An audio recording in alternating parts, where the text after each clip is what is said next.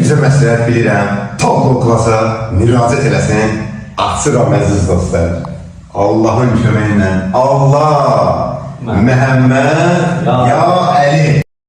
Bitecek bu zamanlar, dağılacak dumanlar,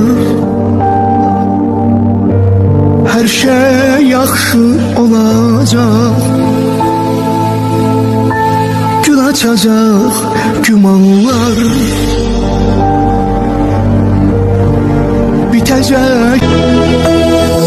5 gün qonaq gəlmişik bu dövrana, elə yaşa yol verməyəsən nöqsana. Sadəlik yaraşıqdır hər insana, hara getdin dolan gindən sadə. Sadəlik